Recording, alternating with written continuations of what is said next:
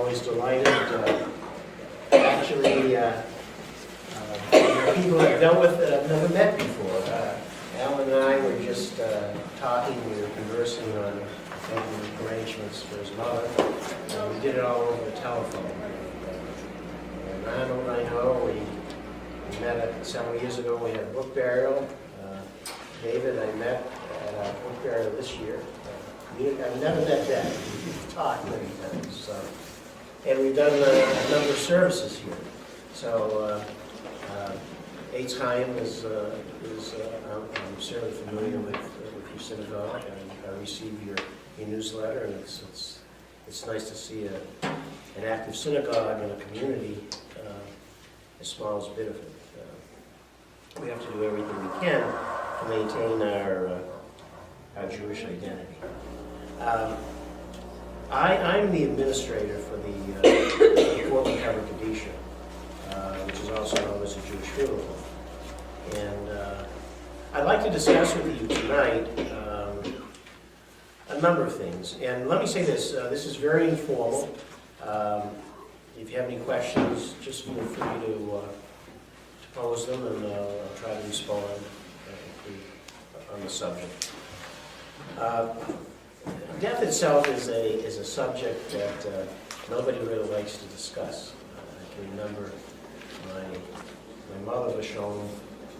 She always would protect me against any death, which it's not a pleasant subject. But I firmly believe that it's something that you need to discuss. It's part of life. We encourage families to make sure that their children, if they're certainly old enough and understand the significance, to attend the services. So, and I pass that on to you as well. At the conclusion of my presentation, I do have a number of handouts for you, and I'll spread them out on the table behind us. We know that death is inevitable. And the worst time to plan for a death is when it occurs. And so I hope that one of the things you'll get out of this presentation tonight is, I have a saying, plan ahead and rest in peace. And let me say this, let's be honest with each other. You're not doing it for yourselves, you're doing it for your children and your family. Because they're the ones that, if you've not planned, they're the ones that have the burden. And I will tell you, it's sad to meet with families that have absolutely no idea what their parents want. The nice thing about Judaism and our tradition in dealing with death is there are basically two principles. One is simplicity, and the other is equality. 99% of our funerals, people choose a pine box.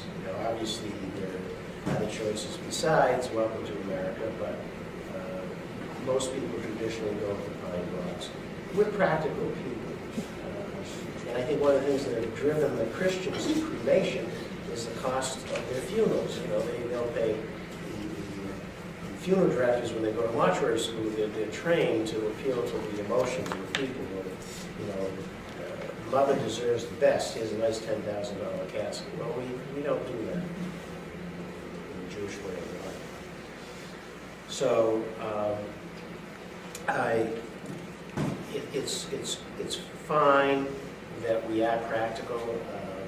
I remember the first $5,000 casket I ever sold. It was a tall shop. It was beautiful.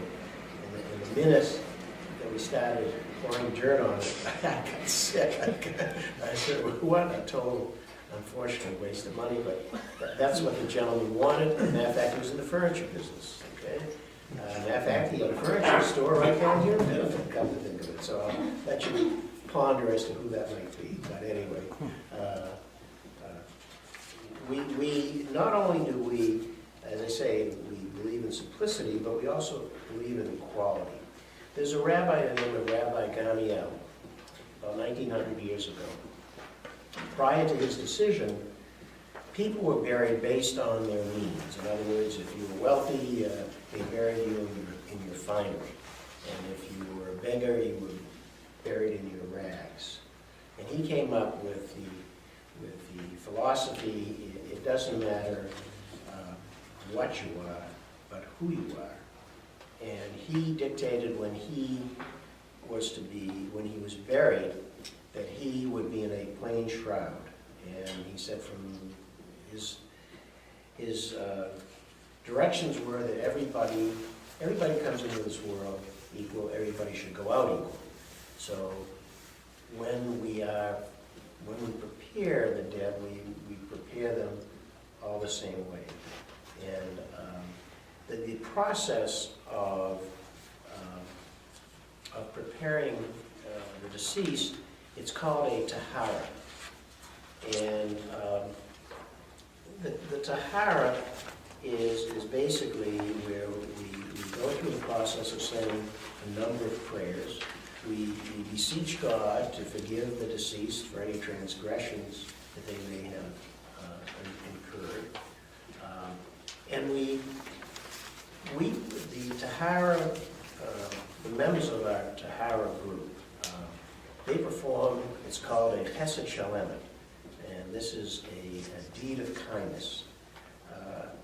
In Judaism, there are many levels of mitzvahs, and the greatest mitzvah that you can achieve, or which you can do, is one which there's never any anticipation of being repaid. In other words, you're doing it out of the goodness of your heart. And our tahara workers do that because there's no way of taking care of the deceased that they could ever be repaid for. And what I'd like to do is the tahara is an integral part of the Jewish religion. The only other religion that practices it, ironically, are the Muslims. And I can remember when Arafat died in France, they sent over some special emissary to wash his body. So the Muslims and the Jews take care of their own. And for that reason, there's that connection of, it's called kavod habrios, which is basically dignity of man. And not only do we show respect to the living, but we also show respect to the dead, because they can't take care of themselves, so we take care of them. So at this point, I'd like to show you, it's a very interesting video.